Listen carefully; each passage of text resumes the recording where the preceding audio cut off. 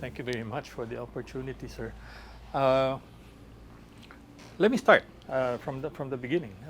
How far back have you known each other? Well, I think I've known the President Ramos for some time before he became president. Well, in fact, I remember that we were together with Cory, together, of course, with Senator Ponce Enrile. In fact, I remember that I was in the office of President Ramos, who was then the PC head, Okay. when the planes came, General Sotelo, I think, came down, EDSA ito. in EDSA, Okay. and then to make a long story short, after that, when Marcos fled, we gathered together. In fact, I have a picture here, just a picture, where we all gathered in front of the PC headquarters, and it was a moment of jubilation. So we were all jumping, that's the president, that's me, that's Johnny Ponce Enrique, So this was a momentous occasion, and when we looked at the TV, Marcos had fled together with all his cronies, and we reenacted this during the celebration. I think 1 year or several years later. That's why we reenacted the jumping. So that's President Ramos. I'm here, and the other participants were there. The jump shot. Yeah. In fact, this was covered extensively because after that, we went back to his office in the PC, and then that was the time when someone went to the stations, the TV stations, and the others to other places. Well, let me get to that moment then. This was the first time, but you obviously knew of him or about him even before this. I knew before that. Was it something? Did you doubt? Did you have any doubts as to the motives or at the onset, at the start of that mutiny of EDSA? No, we were all ones against Marcos, and that started, of course, with the call of Cardinal Sin. I remember. Okay. And so we started assembling in EDSA. One of those who led the marches was Aquino, in fact. You were pretty close to Mrs. Aquino or to Aquino? You were No, associated. I You were was part close of. to Ninoy and to Cory, and I was a member of the Batasang Pambansa when Yes. this happened. Oh.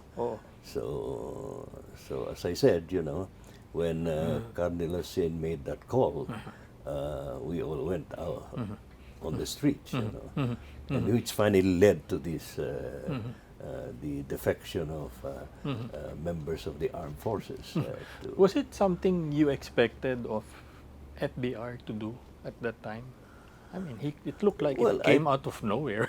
Well, I think they were all fed up with the corruption of Marcos and the abuses during the Marcos administration. So I think, there was a general universal feeling, that it was time to get together and do something. And But that's what happened. FVR wasn't he one of the highest ranking military officials at Well, the time? that's true. That's true. In fact, he's related to the Marcos. But that's how it happened. How did the political opposition perceive him to be? I mean, how did you view him? Well, he was against Marcos. He finally came out against Marcos. So I think the political opposition welcomed him. As in fact, we joined forces with not only President Ramos, who was then General Ramos, and Secretary Enriles, who was then the Secretary of National Defense. Were there any interactions with FVR, sir, when you were you were a member of the MP, member of the Batasan Batasan Pambansa, Pambansa, yeah. no? Were there any interactions with FVR during that period when you were Well, a I'm member of sure. I'm Parliament? sure the Cory and the others probably had, Nothing together really with stood the out. military. But my involvement only was when Cardinal Sin issued that call, and we all came out in support of the call to gather in EDSA, Nung nag-break away na, no? Oh, right. Medyo, yeah, surprise move Yeah. for one very closely associated. And in fact, he was at one time the principal implementer of martial law. Well, the history will record all of this. In fact, this EDSA uprising, it is very well covered by the papers. In fact, I've been trying to recall, to get the copies of the coverage on this event, and well, over the years, I'm sure it's in one of my files, but I wasn't able to retrieve it for this interview. So it became a successful revolution. Oh, yes. Just 4 days. Definitely. Mrs. Aquino became president. You were appointed into her cabinet. I became the secretary of the budget. FBR was appointed chief of staff. Well, I remember he remained with the The chief military. of staff or with the PC. Yes. In fact, there is another story there, because when we were already, when the cabinet was formed, well, President Ramos, became my friend, and he would call me to join him to jog around the PC headquarters at 12 noon, Noontime. noontime. Oh my gosh. So, which is okay by me, because that was the time when you take your lunch, or there is no office hours. So I joined him, I think, a couple of times. Really? So we would jog around the PC headquarters. Yeah. Sakrame. Sakrame, yeah. Oh. Right. What was that like? I mean, Well, why did he? because he is, I think after West Point, he lost one of his kidneys, if I'm not mistaken. So he does a lot of walking. He does a lot of exercise. And that was one of the exercise. Jogging. Physically, Yeah. he was into physical Yeah. fitness. So I remember the point of the story is that he called me and invited me to join him, together with the others. Yeah, yeah. Your impressions of him at that time? I mean, military man. Was he stiff? Was he, I mean, tight-lipped? I mean, No, he was typecast ng military. he was very friendly, and I remember one time, I don't know if he was already president. We went to somewhere in Bataan, and I was with him in the plane, and we were passing by Corregidor and Carabao Island. Yes. And he said, "Do you know, Bert? If we had lost, we would all have been dumped there by Marcos in Carabao Island." Oo nga, may detention facility Yeah, I doon. remember that. Oh, that, Yeah. okay. You stayed in the cabinet for just under a year because you ran for the Senate, right? Yes, I ran for the Senate, and in fact, there's another story there. Okay. Because when I ran in the Senate and I won, eventually I became the majority leader. Yes. And at that time, he was already president. And that was the time when I think I introduced the bill to make the LEDAC, which is Legislative Executive Advisory Council. Yes. And President Ramos made use of that extensively. I was the majority leader in the Senate. I forgot already who was the majority leader in the House. So we would meet with him in the LEDAC, and that is where we discussed the bills that we have to consider and eventually enact into law. And it was very successful because, we were able to get together and discuss with the president and the legislative leaders, of which as majority leader I represented the Senate, Yes.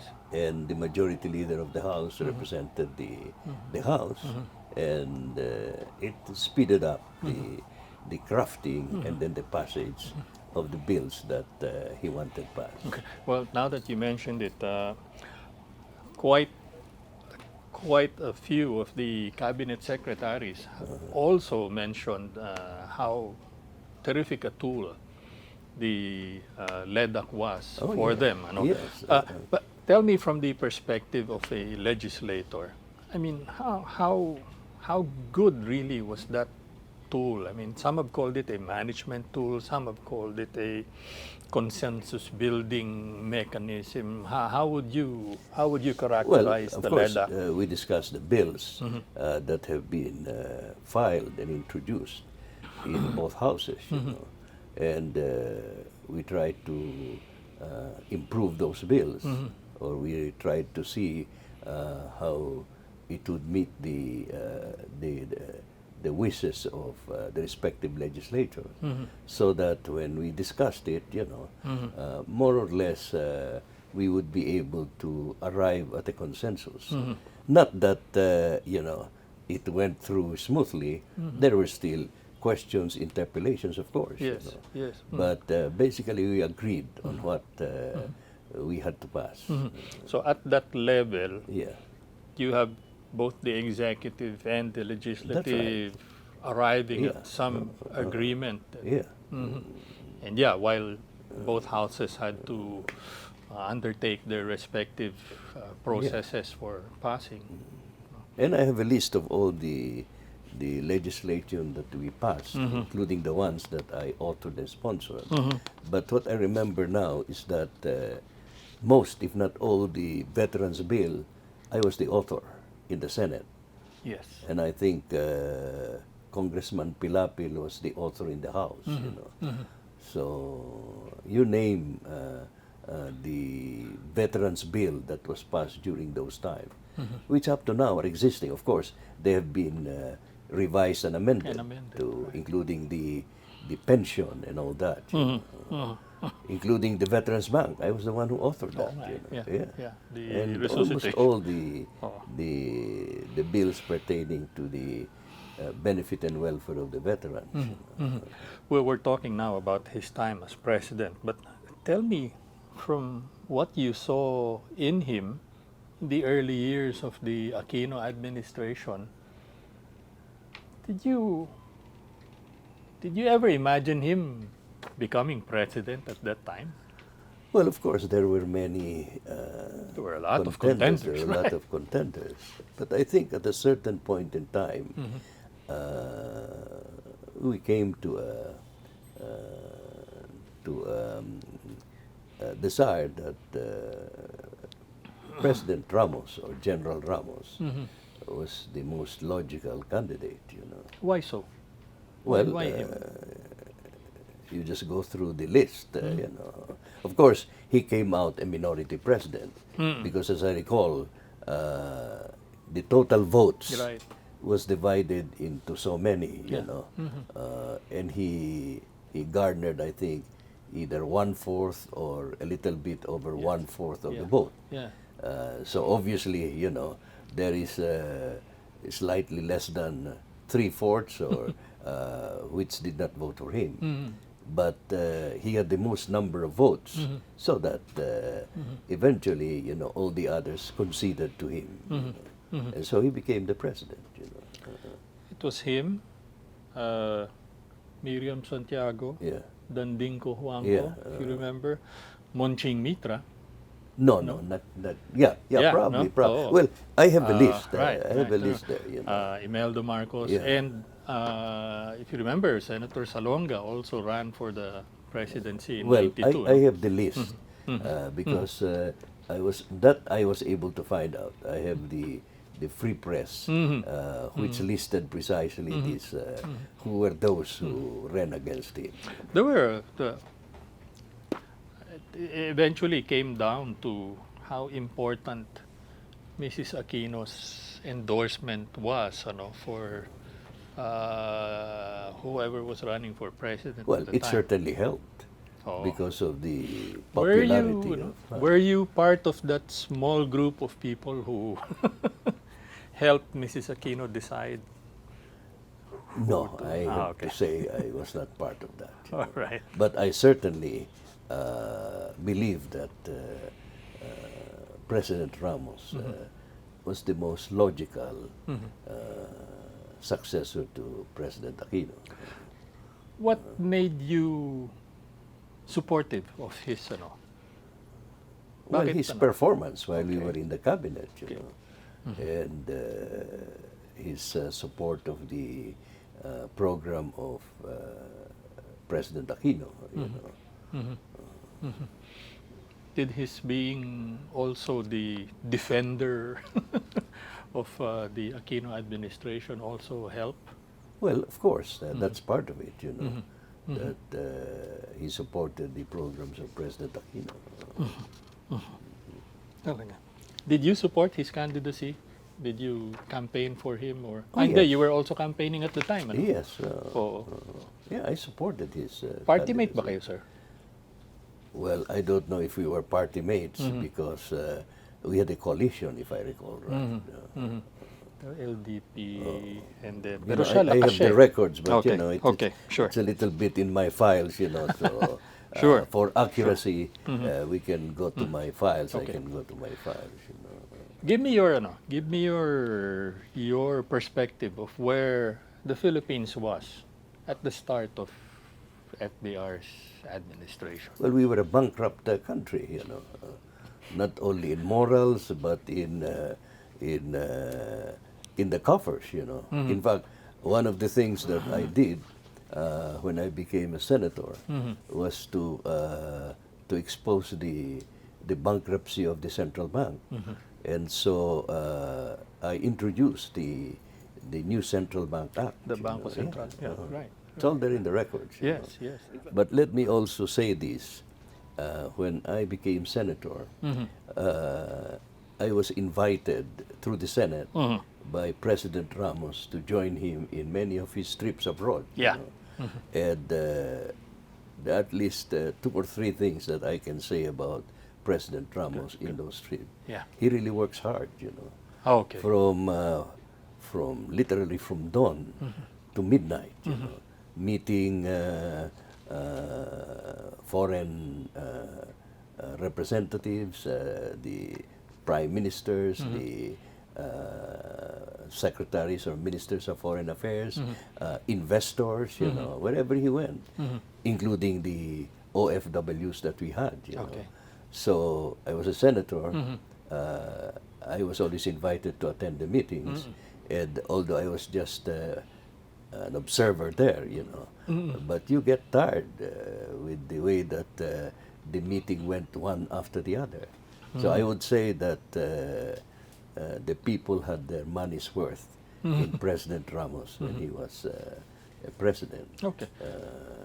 Tell me about that work ethic. How that impressed you? Yeah, early in the morning, I remember we were in Athens, and we just had one of those long meetings starting from morning to evening, you know. And the last one was with the Filipino overseas workers, you know. So I was barely in my room. We came in at about 12, you know, when I got a call from the aide of the president. He said, "The president is inviting you to the Olympic Stadium tomorrow morning," he said, you know, to jog like that, you know. I said, "Well, if I wake up, I'll be there, but I'll certainly catch up," you know. So that's how we started the morning, you know. Energetic, ano? He was. Very energetic, you know. Do you ever wonder where he got all that energy? Well, I think he really wanted to do his best for his country and for the people that he represented. You know. That's why he had these meetings with all who could help the Philippines, including the government. You know. But also one thing about him, like I said, we visited many countries. And I remember in Brussels, in one of his early meetings, you know, President Ramos was not a good speaker, you know. He would fall asleep listening to him during the campaign, you know. Yeah, that's a matter of fact. But in Brussels, when he spoke there, you know, after the speech, I approached him and he said, "Mr. President, you're an orator, you're a brilliant speaker, you know. You convinced the audience there of what you were saying, you know." In other words, he metamorphosed into a good speaker, you know. And from then on, of course, he was an eloquent speaker. From then on, you know. But before that, you know, you would fall asleep listening to him, including during the campain, you know. Nagkasabay kayo ni ano? Yeah. Nagkasabay kayo during But the starting campaign. in Brussels, Uh-huh. I noticed that he had developed that style of oratory, you know, which was very sincere and very direct to the point, and which really, I think, persuaded his listeners that what he was saying, he was doing. He metamorphosed. Yeah. Yeah, I remember covering him. Yeah. But after that, you know, he became a very good, convincing, persuasive speaker. I was going to ask you if any particular legislative pieces or laws stand out. You did mention the new veterans. Banco Central, ano? And Yeah. the veteran. But that was later on. But all the veterans' bills, you check it, you know. I am the author, including, I said, the rehabilitation of the Veterans Bank in the Philippines, you know, including the pensions, you know, which I understand has been revised to increase it, you know, and so many other things. You know. You still recall him wanting to break up all the monopolies? That's right. That's one of the other things that Tell me about he that. deregulated, you know. It was because of him that there was deregulation. Why was it important to you? No? Well, I remember you supported it. That's good for business, you know. Okay. Because heretofore, during the Marcos administration, it was only monopoly by the cronies. Sugar would be a crony, you know, etc., etc. You know, you know, Coco levy was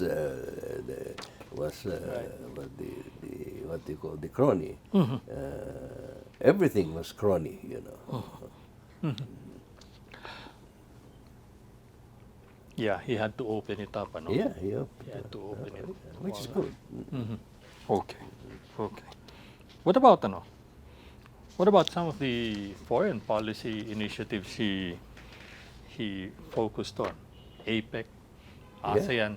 Tell me about your recall of how APEC or how FVR changed the Philippines' handling Well, of APEC and like ASEAN. I said, you know, we were beneficiaries of that later on, because when I was Secretary of Foreign Affairs, then of course, APEC,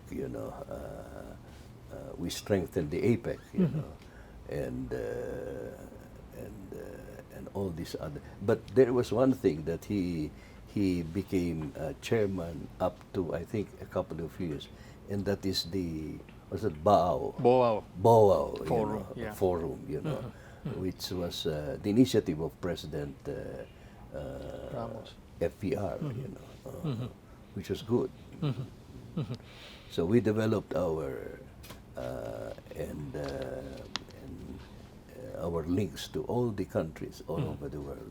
As I said, later on I would repeat what General Romulo used to say, and that we are friends to all, enemies to none.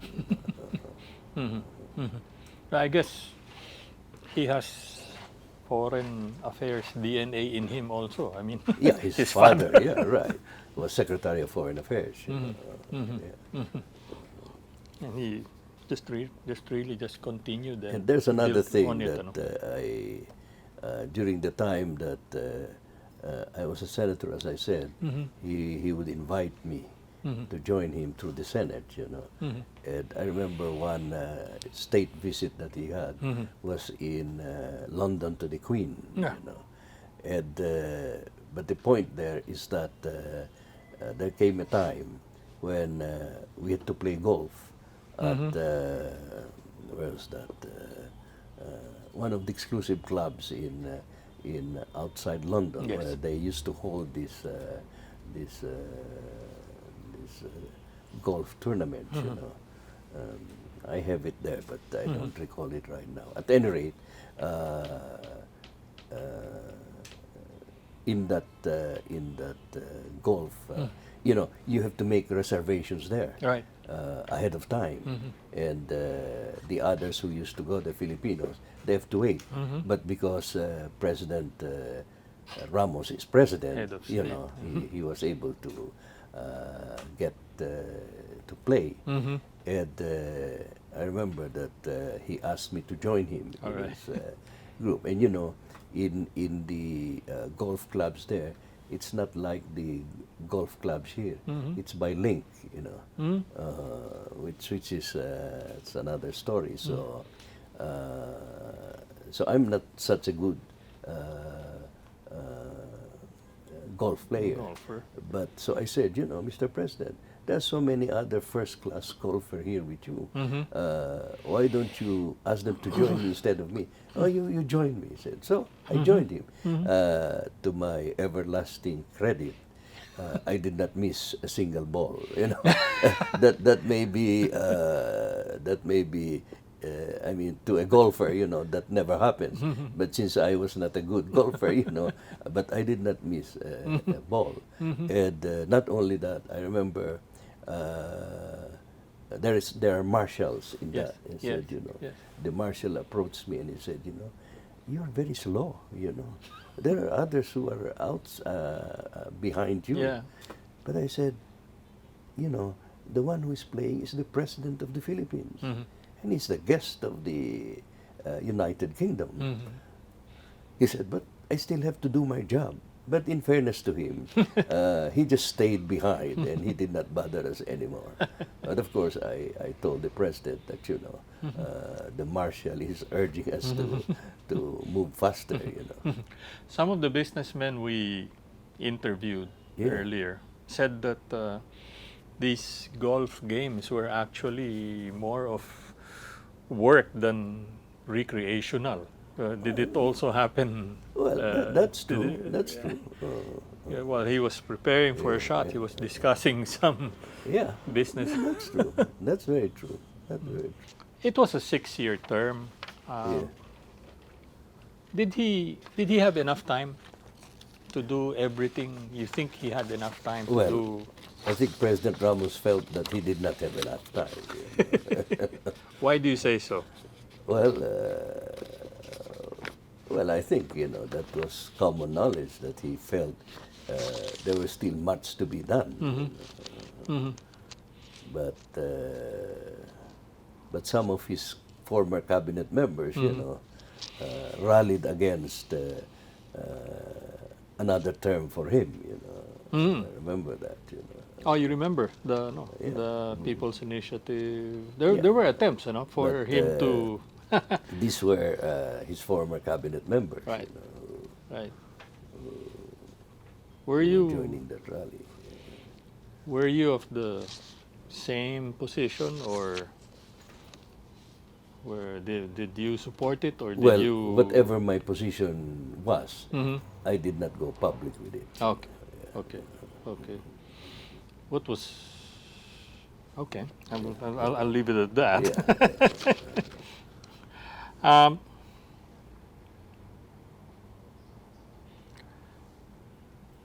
I was going to ask if you were party mates, but anyway, We were a member of the coalition, so Yes. not, Oo nga. not really party mates. oo, oo. Mm. Because he is lakas, as I Oo, call. oo. Tsaka ba nun? LDP. LDP. I was LDP ka nun, LDP, yeah, right. How have you remained in touch? How have you kept in touch with Well, FVR over the years? Well, over the years, whenever he has a book launching, I try to be there, you know. Uh-huh. And on his birthdays, I try to be there. And when he used to play golf, I used to join them play golf. So that's how we. What are kept the in touch. exchanges like when, the post-presidency meetings? Well, mostly about sports when it's golf, you know. Because he loves golf, you know. Yeah, yeah. Uh-huh. Less Yeah. In fact, no more stress. He used to invite me to play golf, not only in that London trip that I told you, but even here in Manila. Is there, to your view, an FBR legacy? What is it? Oh, I'm sure there are many. You know. I'm sure there are many. What stands out with you? Well, what stands out with me is the fact that he carried over from President Aquino, to maintain the gains of the triumph of democracy. That's a very important legacy that he has given. You know. And like I said, the deregulation is another important legacy that he has. Thank you very much. Yeah. Okay. Good. Thank you very much for your time, sir. Thank you. It's a pleasure.